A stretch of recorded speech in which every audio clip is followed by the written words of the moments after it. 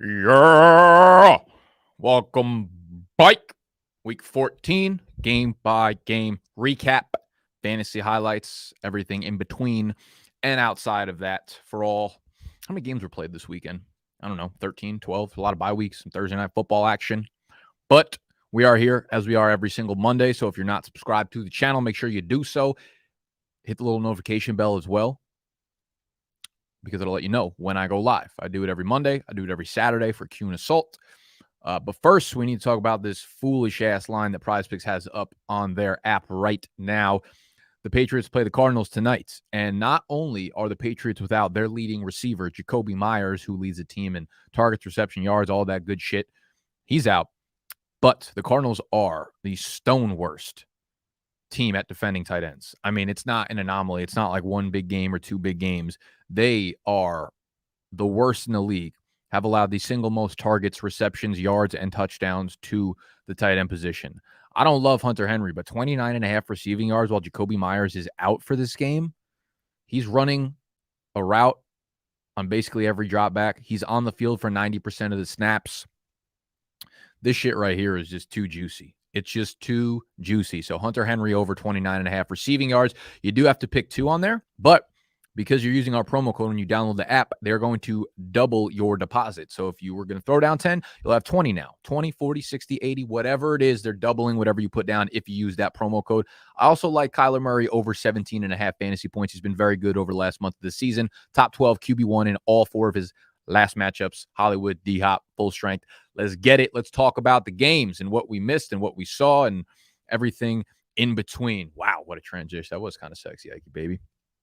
Talking about Ike, baby. How we talk about Mikey, baby. The Jets lose 20-12. Mike White gets a little banged up here. I believe he fractured a couple riblets. So that's devastating for a team that was really starting to rally behind him, right? They're all like, hey, we were wearing T-shirts. We're having fun. You know, the chemistry is there. We'll go to war for this guy. And then he gets hurt. So we'll have to see if he's out, for how long he's out. I'm assuming he's probably going to miss a week or two. It'll probably be Joe Flacco, which could be a good thing for the running backs and probably nobody else, because Joe Flacco targets the running backs like he is the CIA and they are terrorists.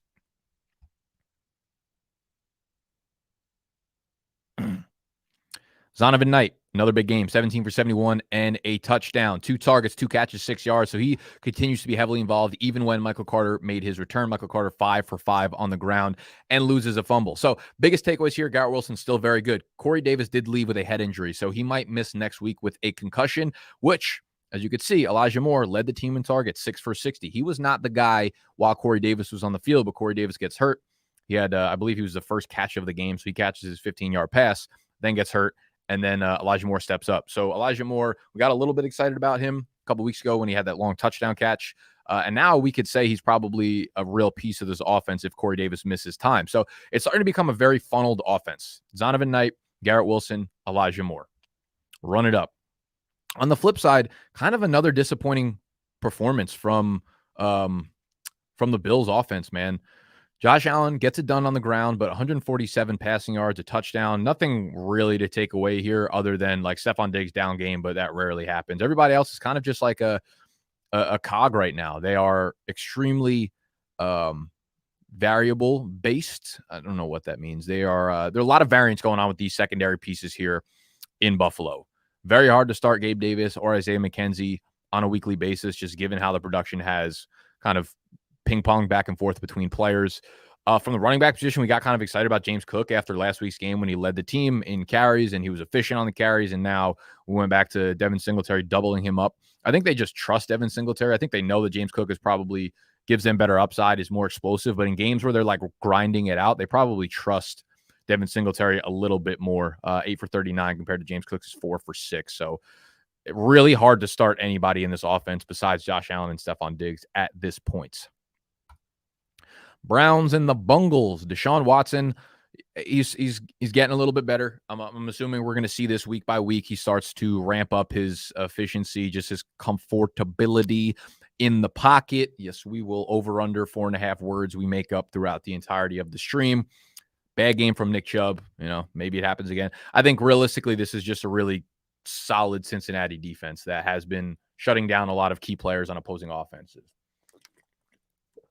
DPJ had a big game. Good to see, because we're still trying to figure out where the targets go from Watson. And after last week's game where it was all Amari Cooper, DPJ, 8 for 114 on 12 targets. David Njoku, another big game. This is why I invested into him on the Mojo Portfolio Challenge that me and Animal do on our TikTok.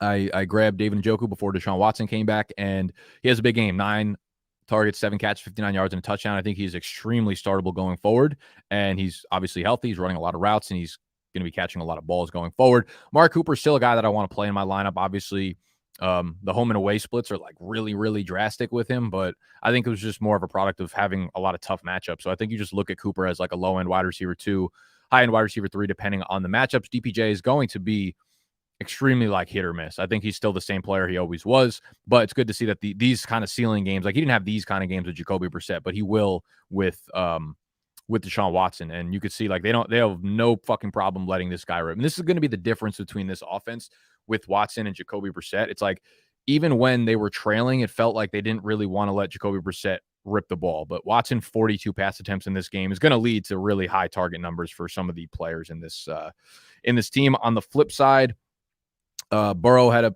pretty good game. Whatever, he led him to a goddamn victory. It's all that counts. The real bullshit here was T. Higgins. Got some full practices in, stepped on the field for 1 snap, and then they pulled him off the field. There's a lot of background noise as to what happened. He like shouldn't have been out there, and they didn't know he was out there for the first snap, and that's why they pulled him right away. But regardless, right now it's just like keep a really close eye on it, and very hard to trust T. Higgins right now. So unless we feel like we're getting overwhelmingly good reports on him throughout the practice week, I'm going to be a little bit hesitant to start him. Joe Mixon's first game bike after the 2-week absence. We did see his usage dip a little bit. He had a season low on, I believe, snaps and maybe probably not touches, but in snaps, I believe. Samaje Perine had a touchdown, but overall, I mean, good usage for Mixon, 14 for 96 on the ground. Samaje Perine did get targeted 5 times compared to Mixon's 2. So I do think Samaje probably earned a little bit more opportunity. Joe Mixon is still in a really good offense, probably still like, I think I'd consider him more of a high-end RB2 right now, probably top 15-ish rather than like the top 8, 9 guy that we saw for a while there in Cincinnati. Houston, Dallas, what a fucking game. What a game. The Texans somehow hung in this. I thought this was going to be the biggest mismatch of the front 7, like of all time. The Cowboys were minus 17. They were 17, maybe 17.5 point favorites going into this game. Dameon Pierce got it done on the ground. I told some people to sit him in full PPR leagues. Made me eat my sheesh there. Didn't catch any passes, but 22 for 78 and gets into the end zone. A lot of it was like Dak turning the ball over on his side of the field, so giving them like fucking layup opportunities here. And even the Houston Texans will make a layup every once in a while when they're on a fast break. Chris Moore was the big story here. I mean, obviously they're without Nico Collins. They are without Brandon Cooks. So someone had to step up. And Chris Moore has actually been surprisingly like awesome this year when asked to be the number 1 guy here. So if those two continue to miss time, I'm legitimately going to look at Chris Moore as like a high-end wide receiver 3 for however long those 2 guys are out. If one of them is back, then he kind of gets shot back to like the wide receiver 4 status. But as soon as I said Collins and Cooks were out, I fucking nailed his prop on PrizePicks. He was at like 30 receiving yards or something, and he's just been a baller for them.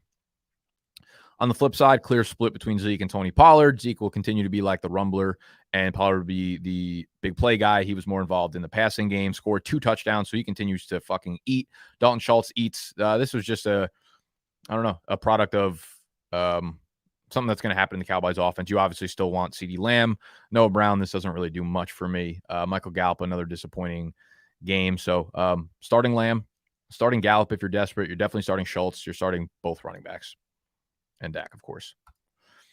Vikings Lions. What a fucking game. What a fucking game for Justin Jefferson. 15 targets, 11 catches, 223 yards. He's got to be, I mean, I have a feeling he might be, I almost want to say the consensus 101. I think as soon as the season ends, people are going to be talking about next year's drafts and having Justin Jefferson as a consensus 101. And then I think as the spring and summer goes by, people, oh no, oh fuck, oh fuck, oh fuck, oh fuck. I keep doing this on live streams. I keep spilling water everywhere. Oh no, Ikey. Woo!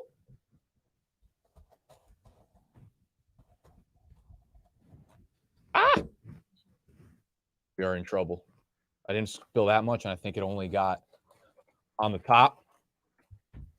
We're here. Don't worry. We're not going no fucking where. Stop. Why are you yelling at me? Stop yelling at me. Oh, fuck. Well, your desk is cleaner now. Yeah, it's fair. Okay, I think we're good. It only like kind of. Those Mojo towels. I know, dude. I fucking love those things. Just not for what they were supposed to be. All right, we're bike. Like we never left. If this thing just fries out in the middle of the. Not now, Siri. Check, check. Do y'all still hear me? Are we still alive? This is the second time I've done this on a live stream. Water's going over here. Whoo! Are we good? Are we alive still? Not again. Stop. Stop. All right. All right. All right. We're bike.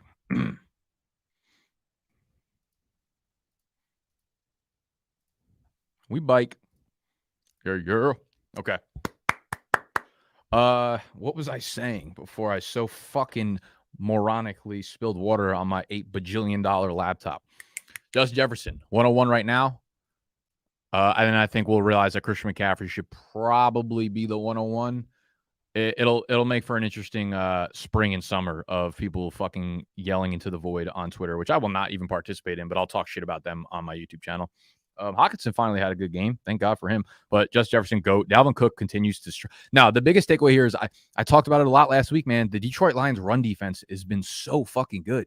They shut down, like they were horrible in the beginning of the year. They have been legitimately elite against running backs, against opposing running backs, man. They are so good. And I think next week they play the Jets. So Zonovan Knight is not a slam dunk to be in your lineup. I think I'll probably end up ranking him in the he's producing like a top 15 running back right now, but I'll probably rank him closer to RB 24 to 26, 7 in that range because Detroit Lions are no joke on the ground, man. I'll have to look into which individual players are really getting it fucking done for them, but there's very, very obviously and clearly a couple breakout players they have on in their front seven that are stuffing the run left and right. Jared Goff, fucking, man, this team, if I'm a Detroit fan, I'm not sure there's like a brighter future in the NFL than the Detroit line. Maybe Miami, but like that opinion kind of fluctuates, I feel like, on a weekly basis, depending on how Tua looks. But Detroit right now, in terms of like draft picks, they got the Rams first round draft pick. In terms of just young talent and depth, like, my Lord. DeAndre Swift, we thought it was bike. Turns out not. Justin Jackson gets a touchdown. Jamal Williams has 16 carries to DeAndre Swift's 6. So really disappointing game. And it just, it begs the question, like, how trustworthy is Swift? I was excited about him going into the week, but, play the Jets next week, though. Jets, they did get an injury to Quinnen Williams, which kills their defensive line a little bit. So we'll see. Swift becomes extremely risky now. But wide receiver, I was really high on DJ Chark this week. Had a really big game. He continues to have big games. Amon-Ra St. Brown, GOAT. Disappointing because he didn't get in the end zone, but leads the team in targets again, 6 for 68. Drink, repeat. I guess the biggest takeaway we obviously had to talk about is Jameson Williams. So I talked a lot about this in the last few weeks about how he's going to take some time to get ramped up, and goes out there, catches a 41-yard touchdown like right away, and I'm like, damn, he's about to go crazy. But when you actually watch the play, it was just like extremely broken coverage. He only gets 2 targets on the game. There was like 9 people that got more targets than him. So still going to slowly get ramped up, but I imagine that'll be the first of many, many deep shots that this man gets an opportunity to bring in. For right now, as long as DJ Chark is running more routes and getting way more targets, like, you're starting Chark over Jameson Williams, but Williams, obviously you want to stash his ass if you can. Jags, Titans, biggest takeaway here. Nice little bounce bike from Zay Jones. Evan Ingram goes crazy.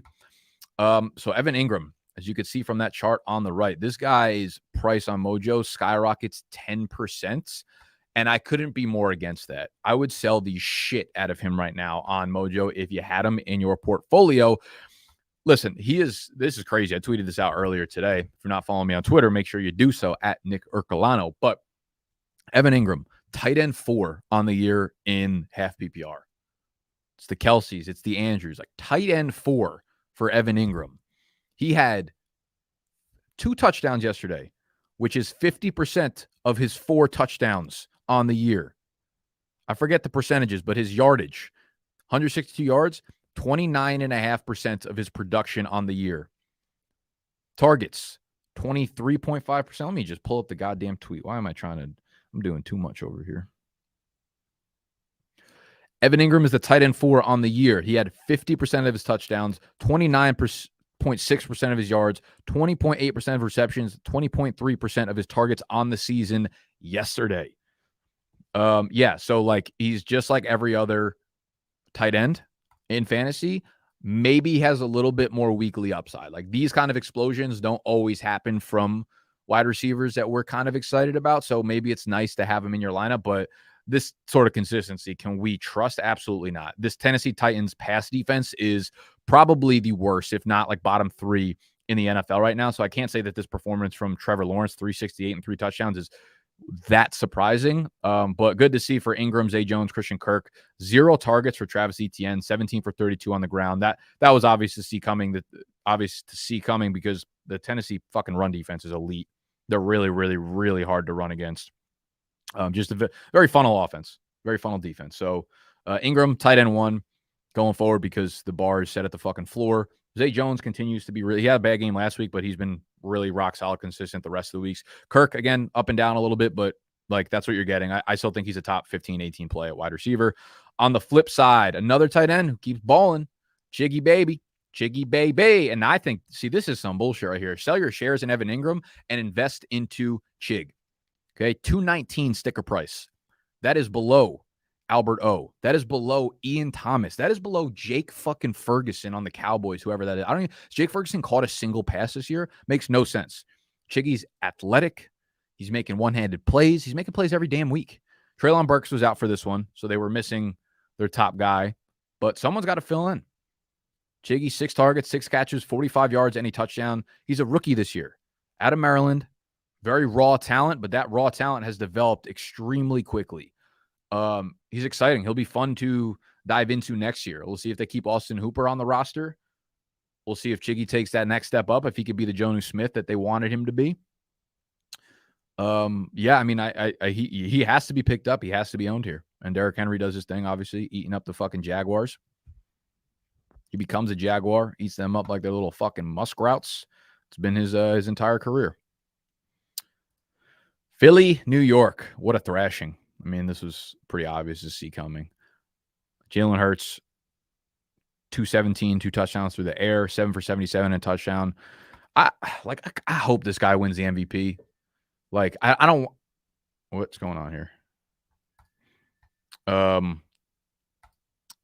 I don't want him to just win the most improved player award. He is playing so fucking well on a team that's 12-1, 6-0 on the road. AJ Brown, good game. Devontae Smith, good game. Like those two are just, they're just like the Tyler Lockett and the DK Metcalf, but upgraded in a better offense with a better quarterback. It's a beautiful thing to see. And then we have Miles motherfucking Sanders, 17 for 144, 2 touchdowns, 1 for 11 through the air. Like I said in the goddamn thumbnail, we weren't wrong. We were just early. We weren't wrong. We were just early on Miles Sanders. So fuck all y'all for the 1,000 Miles Sanders comments that I got throughout the course of my professional career as a piece of shit who podcasts about fantasy football. Fuck them. Fuck them. Miles Sanders, keep balling. New York. Well, I will say, listen, in game scripts where the Eagles are trailing, he can tail off because he's not a big pass catcher. But luckily, the Eagles are 12-1, so they don't motherfucking trail. The New York Giants stink. There's no takeaway here for me on this side. Daniel Jones did get hurt. He didn't get hurt. He just got benched because they were down by so many fucking points. Tyrod Taylor came in, actually played pretty well. I guess the biggest takeaway is Saquon Barkley, man. He's kind of struggled a little bit over recent weeks and just over the last month of the season. I wonder if he's starting to wear down a little bit. I wonder if it's just better defensive matchups. As you can see, like you look at the strong parts of the year, like these game performances were big time, but they're all in the beginning of the year, last month of the season. I will say these are really tough defenses. He has scored a couple times, but like I said, Detroit run defense has been amazing. 22 yards on the ground. Dallas defense we know is just super good. 39 yards on the ground. Washington, a really good defense overall. Now they're just coming into their own 63 on the ground. Did get in the end zone, so we're not too, it's whatever about that. Philly in the 28 yards. And then they play Washington next week. So it's like Saquon, I mean, he's an auto star because he's Saquon, but like unless we've got no teams on the bye next week, all games bike at full strength, maybe you've got 3 players that are better than Saquon. It's a tall task, but you never know. Ravens, stop doing that. God damn it. Ravens Steelers. Awful game. Awful game. A couple takeaways, though. Tyler Huntley gets hurt. Anthony Brown is the backup quarterback. I literally don't even know who that is, but I pray to God for everybody on the Ravens that Anthony Brown is not starting next week. I think Tyler Huntley got pretty seriously banged up. The one takeaway here is obviously J.K. Dobbins makes his return. J.K. Dobbins comes by. You can see his sticker price just shot up over the last week. I didn't even know he was really going to play, to be honest with you. And then he goes 15 for 120 and scores a touchdown. 44-yard run. Let's be honest here. It was a great game for Dobbins. It was a phenomenal game for Dobbins. Great to see his first game back. He said he never really suffered a setback when they put him on the IR. I think they put him on. Yeah, he never suffered a setback. He just felt like he wasn't there yet. He wasn't mentally strong enough. His legs weren't under him. And this is something, I talk about all the time in the offseason with players coming back from the ACL tears. It's not just mental. It's not just physical. It's mental too. So there's a lot that goes on in these players. And you saw it from J.K. Dobbins in the beginning of the year. He had that one game where he had like 2 goal line scores and it felt like he was biked, but he wasn't. This game, great showing for Dobbins. On that long run he had, the 44-yard touchdown run, I'm sure all you guys saw it.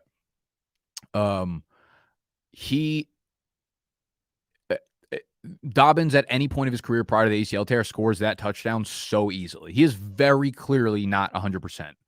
Does that mean he can't have big games? No, it does not. I still I'm not looking at this game 15 for 120 and touchdown and being like, yes, we got the top 15, top 12 fantasy running back Dobbins back here. Okay.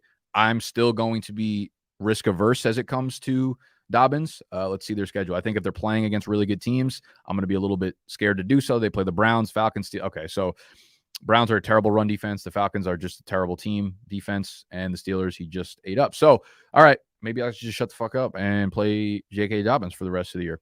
No, but in all seriousness, it's very, very clear he's lacking explosiveness. That was just a giant hole. He got tackled from behind, which would never have happened in previous years. So Dobbins, great to see that he's back and he's relatively healthy and they have no problem using him, giving him 15 carries. But let's not get ahead of ourselves here. Also, if Anthony Brown is the quarterback, it's just problematic for everyone involved. Mark Andrews might be completely unplayable if Anthony Brown is the quarterback here. Oregon, 24. Yeah, I don't know. I don't know anything about him, to be completely honest. Steelers, another injured quarterback. There's so many fucking injured players this week. Kenny Pickett goes down with a concussion, and this is his second of the year, almost third of the year. So he could miss some time. But the first actual concussion, I believe, was like 2 months ago. So it's possible he comes back next week, but the average missed time for concussions this year with the new rule changes is about 10 days, which means there's a pretty good chance he's not playing next week, which would mean Mitch Trubisky's the quarterback. He threw 3 interceptions, so that's just normal day at the office for Mitch. Najee Harris, bad game. The Ravens' run defense is very, very good. So I'm still starting Najee Harris going forward regardless. It is worth noting that Jaylen Warren is now back to full strength, and he took all the 2 and 4 minute drill snaps. He also took all the third down snaps. So the role that he had in the beginning of the year, he has taken bike from Najee Harris. So that will cap Harris's upside here. For receivers, we know that Mitch likes Deontay Johnson. He'll get a ton of targets. George Pickens, 3 for 78, did connect on a deep ball, but it hurts all of the receivers in my humble. Actually, I mean, they're just a hurt group overall. So I guess it's not a huge downgrade, but I do think that Trubisky probably favors Deontay Johnson more than Pickens, where it was kind of the opposite when Pickett was under center. But both of them are like, wide receiver threes, and that's about it. Not too excited about them. Chiefs Broncos. I did see a question earlier on in the chat asking if the Denver Broncos offense is bike. Wasn't the Chiefs were up 27-0, weren't they? I feel like that was just like we kind of took our foot off the pedal a little bit, but takeaways here. Jerick McKinnon, just a massive day. 7 for 112, 2 touchdowns through the air. They trust him a lot. He's going to continue to be used in a very high capacity going forward. He's going to continue to get all the targets in this offense from the backfield. So I think Pacheco and McKinnon are both very, very startable going forward. McKinnon probably more of like a high-end RB3. Pacheco maybe in that same vein. Pacheco will probably get the goal line carries, but McKinnon's obviously explosive, coming up with big plays, getting the valuable touches in this offense. So McKinnon, low-key goated right now. Juju finally, bike from the concussion. He plays his full arraignment of snaps. We weren't really sure how it was going to break down because he came back from the concussion and then was like 40% snaps. Now he's back. So you could definitely start Juju again. You're not starting anybody else besides Kelsey. Russell Wilson, another guy that got hurt. Brett Rypien comes in, throws 1 touchdown, 16 yards on 4 passes. We'll have to keep an eye on, see if we have any updates on Russell Wilson. Got 2 L's or 1 L? 2 L's, like you fucking read about. I think he just got conked up, right? Yeah. All right. So there's a pretty good chance that he misses next week. So they'll let Brett rip. They play against the Cardinals, so good matchup for the passing game. Unfortunately, hard to trust anybody if it's not Russell Wilson, though. If Courtland Sutton is out, which he will be because the hamstring is a multi-week injury, Jerry Jeudy is without a doubt startable as a motherfucker. 9 targets, 8 catches, 73 yards, 3 touchdowns, 3 receiving. I believe that was, I think I saw a stat that was the first receiving touchdown from a wide receiver at home this year for the Broncos. An unbelievable stat, but Jerry Jeudy has 3 of them, 2 from Russ, 1 from Rip. It just feels like you know what you're getting when Judy's on the field and Sutton's not. Judy's going to eat. When Sutton's on the field and Judy's not, Sutton's going to eat like half his plate, but he'll still feel full a little bit. Other than that, nothing really to take away here. Bucs Niners. The Bucs stink, and the Niners are really good. The Bucs offensive line is terrible. Chris Godwin, Mike Evans can't gain a fucking ounce of separation. It's brutal back here. Rachaad White does get 13 carries to Leonard Fournette's 4. Leonard Fournette has 7 targets. Rachaad White has 5. So Rachaad White is really involved in this offense. The problem is, like, if they go up against ferocious front sevens, that's problematic for them. Like Bengals, good defense. Cardinals and Panthers will be fine for the fantasy playoffs, but it's hard to see a lot of upside here when they're not getting scoring opportunities, when Tom Brady's not moving the ball down the field. So Rachaad White's still startable. Lenny, probably not. Godwin, you still start, obviously, because he's getting 9-10 targets a game, but like they're all just shitty little slants over the middle. So it's like, gotta hope he scores. He's more of low-end wide receiver 2, and Evans has just been fucking miserable over the last 2 months of the season. He's not auto-startable. I know they had a long touchdown catch called back on a holding penalty, but that's what happens when you fucking cheat. The play don't count. On the flip side, Brock Purdy, the Purd GOAT. Yeah, great game. Great game for what they needed him to do. Did his best Jimmy G impression. And it made Christian McCaffrey MVP type beat. 14 for 119 on the ground, and a touchdown. Catches 2 of his 3 targets, 34 yards, and a touchdown. So here's the 150 receiving yard, or 150 total yards-ish, and 2 touchdowns. That's a C-Mac that people drafted in the first round. He's so good on this 49ers team. Debo exits with a serious injury. I believe it's a high ankle sprain. So that's unfortunate, but it does tighten up the targets in this offense. So Brandon Ayuk becomes, a solid wide receiver play again for the first time in a minute. Christian McCaffrey is obviously going to eat because of it. Jordan Mason is a handcuff right now. He's not like startable in fantasy, but he's a must own whether or not you have Christian McCaffrey right now. So Debo, unfortunate, but keep an eye on the news. I heard at first it was low ankle sprain, but it probably a high ankle sprain. He got carted off, and it looked pretty serious. So George Kittle kind of just continues to stink too. It's tough scene for him out there. Panthers Seahawks, talking about people that stink. Sam Darnold, 14 for 24 and 120 yards. Deonta Foreman, Chuba both go for 74 yards. Chuba does get the touchdown. Raheem Blackshear gets a touchdown. Not a big takeaway here for me. Deonta Foreman, though, another 22 opportunities, another 22 touches. So I'll continue riding him into the ground because he's getting so much work. Literally nothing from the receiving game. DJ Moore, 3 targets, 0 catches. Basically unplayable. Geno Smith, 3 more touchdowns to add to the resume. But they lost. They lost a super winnable game, a should have won game against the Panthers at home. That's just the type of shit that playoff teams cannot do. Kenneth Walker and who the fuck was the other running back? Kenneth Walker and I don't know why his name's not coming to my head, but the two top running backs were out for DJ Dallas were out for this game. So Travis Homer and Tony Jones filled in. Apparently Tony Jones was supposed to start, ended up getting one fucking carry. Travis Homer was the guy, but Travis Homer was never really anything more than like a prayer PPR play and didn't really get it done. But Metcalf, Lockett get it done. Marquise Goodwin has a good game, but he does that every once in a while. He's not someone that you could trust whatsoever. You just continue starting Metcalf and Lockett as literally top 15 guys every single week. Hoping that Kenneth Walker can come like next week. They get the 49ers, Chiefs, Jets. So 49ers, I mean, you're obviously starting Walker if he's healthy, but I'm not too excited about that. Dolphins, Chargers. I don't know what the Chargers defense did, but they look good for the first time in possibly fucking forever. Tua, 145 and a touchdown through the air. He does get one to Tyreek Hill. Tyreek Hill has 2 touchdowns in this game. He recovered a fumble, and that counted for fantasy points, but also catches a 60-yard touchdown towards the end of the game. So that saved his day big time. The backfield has looked like an absolute fucking mess against one of the worst run defenses in the NFL in the Chargers. But Raheem Mostert does almost 3x Jeff Wilson's carry total, which is the second week in a row that we've seen Mostert dominate the touches in the backfield compared to Jeff Wilson. So it seems like either Jeff Wilson is hurt or Jeff Wilson has just been phased out of the offense for whatever reason because he's been playing so well. But Wilson is not startable right now. Raheem Mostert, he's not really startable either. But if you had to choose one, you're obviously doing the guy that fucking gets 3 times as many touches. Waddle, I'm not worried about it. I mean, I guess these games are going to happen, but you continue to play both of those studs, Tyreek and Jalen Waddle. On the flip side, like I've said before, Herbert gets the fucking job done when Mike Williams and Keenan Allen are on the field together. He just gets it done. 367 and a touchdown. Mike Williams, first game bike, 6 targets, 6 catches, 116 yards and a touchdown. So if you had him sitting on your IR and you played him in this week, I was actually forced to play him in a game this week, which I didn't even want to, but prove me wrong, or I guess technically prove me right. But great to see him back. Keenan Allen, 14 targets, 12 catches, 92 yards. So your ballers ball.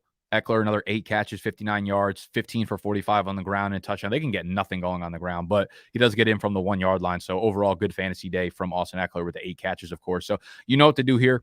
Going forward, you're starting Justin Herbert, you're starting Eckler, you're starting Mike Williams, and you are starting Keenan Allen. They play the Titans pass defense, which is atrocious. They play the Colts, which are just not a good team, and the Rams, who are all right, much better against the run than they are the pass. But yeah, you start all 4 of those guys every week going forward for the rest of your fantasy season. How you doing? How we doing out there? And that will be the recap game by game live stream. How we doing? Wilson got hurt. Okay, he did get hurt. He got hurt. Hip pointer flexor issue. He could probably be back. Dolchich or Kittle rest of season? I'll go Kittle there now with Debo out. I still trust that offense more, and I just trust that. Actually, I mean, him and Brock Purdy are honestly not that dissimilar. But Russ, I feel like just has so many more like 140, 190 yard passing games left in him. And who knows if he's even playing right now. Juju's bike as hell. I mean, I don't know about all that. It was never, you'd have to be somewhere to be bike.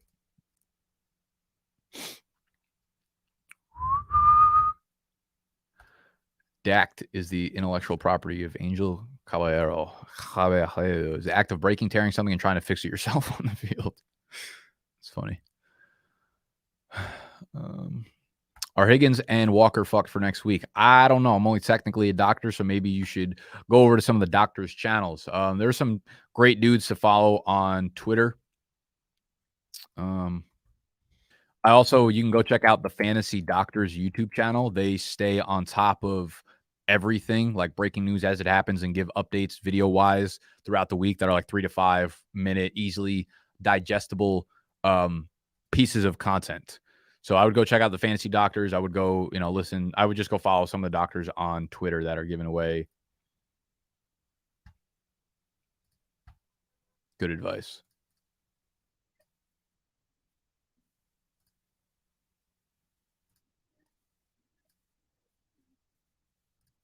What is happening? Sorry. I was watching a video, made live stream. Shouldn't do that. All right. Well, there's a game by game. Is D. Ridder worth picking up or playing in place of Mariota, even quarterback flex? No one is talking about. I mean, playing in place of Mariota, yes, I would probably play Ridder over Mariota because of the fact that Mariota is no longer playing and Desmond Ridder is playing. Desmond Ridder fits into, if you're not really familiar with Ridder's game, he's very fast, straight line speed. He is a good runner. Every year at Cincinnati, he attempted over 100 rushing attempts and not just like sacked behind the line of scrimmage counts. Like he was a runner.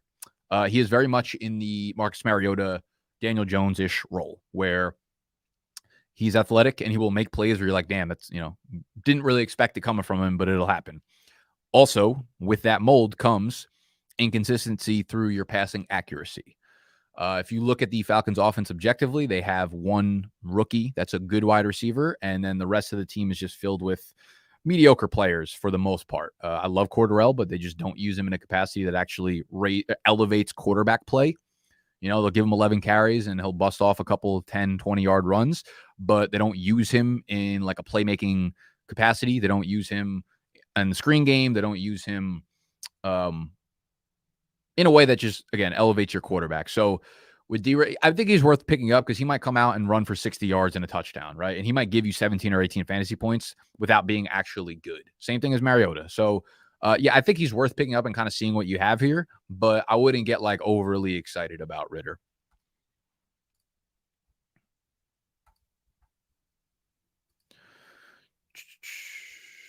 All right, I'm a dip out of here, but make sure you go hit the free square. Well, it's not a free square technically, but it might as well fucking be. Hunter Henry over 29.5 receiving yards tonight. Again, Jacoby Myers, leading target getter, is out of the game. The Cardinals are the stone fucking worst against opposing tight ends. They allow targets, receptions, receiving yards, touchdowns at a rate we've never seen before to the tight end position. So 29.5 receiving yards gets it done. Love to see it. Go use promo code BDGE if it's your first time on the app. Whatever you deposit, they are going to double it. They're going to match your deposit. All right, I'm out of here. Tomorrow's video will be the waiver wire video up around noon Eastern time, so make sure you're subscribed if you are new here to get that Action Jackson on your timeline. I love you. Thank you for hanging out, and I am the Fook out of here.